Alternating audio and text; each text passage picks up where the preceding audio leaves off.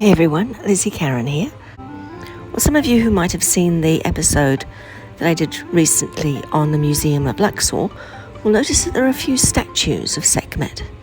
And I got into conversation with any XD about Sekhmet, and he was telling me about the healing powers of Sekhmet, and I showed a great interest because, I love all the cat-oriented stories from Egypt.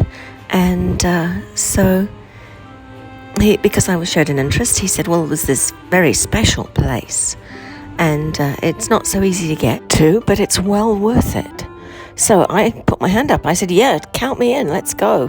The thing is that this special place is beyond Karnak. You have to go to Karnak, pay to go into Karnak, and actually go all the way through Karnak.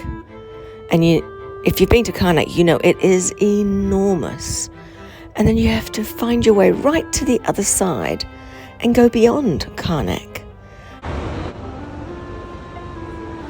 We'll walk down this avenue and cross over. It's actually right around here.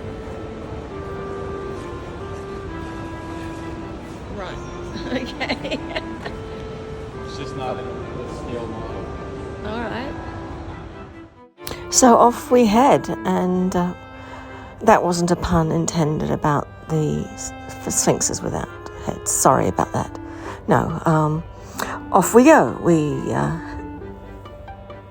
head off to the Precinct of Mut.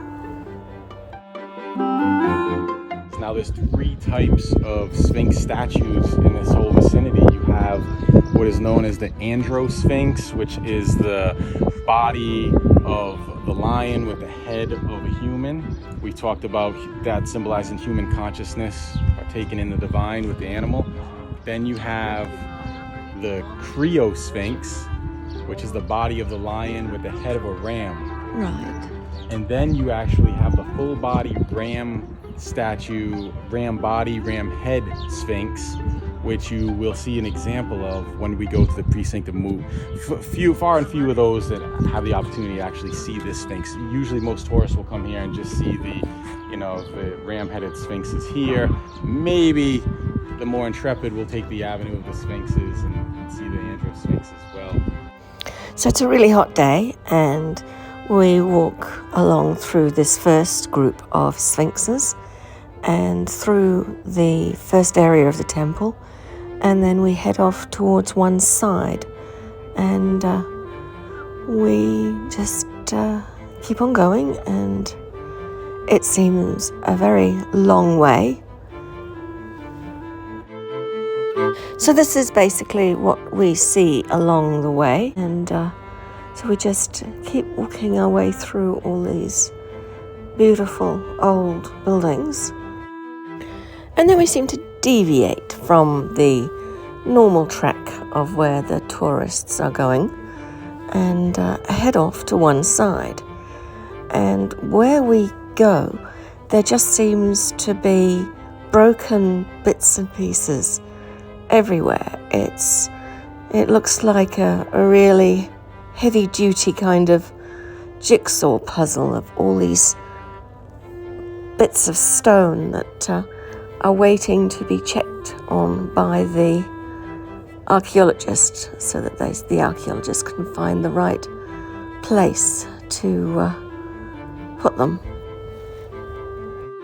We're about halfway there by this stage, and we go and sit on a seat under a tree, which is really good. But I start to feel not quite 100%. So NEXT leaves me here for a little while he goes off to see if he can find a cafe or a bathroom or somewhere we can just go for a little while until I pull myself together. So as I'm sitting there under this tree, I keep hearing footsteps on the gravel, and I turn around and look, and there's nobody there. So I sit quietly again, and a few minutes later, there's the footsteps in the gravel again. Turn around, no one's there. But interestingly enough, there wasn't any gravel where I heard the noise coming from either. Anyway, it was all a bit weird and eerie. I did think that maybe I hadn't wasn't hydrated enough or something. And I was imagining things, but it's a place of mystery, so one can kind of expect the unexpected in a place like this. Anyway, so once I had felt like I was recovered, we were able to head back in the direction that we came from. We went beyond where I'd reached to this amazing doorway. I was just fascinated by this doorway because it was so interesting. And after a bit of relaxing in the shade in this doorway, I realized we still had a long way to go. Looking out beyond the doorway, this is what we saw. So we were able to go through and see the incredible number of statues of Sekhmet. And there was a few other interesting things like some carvings of Bess. But there were statues of Sekhmet everywhere. And these are not tiny ones. They were all pretty impressive statues in their own right.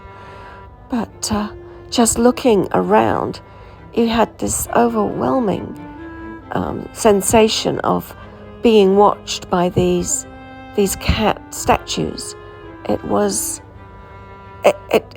hard to explain, and they were, you can't see in the picture, but they were all kind of a greeny coloured stone, and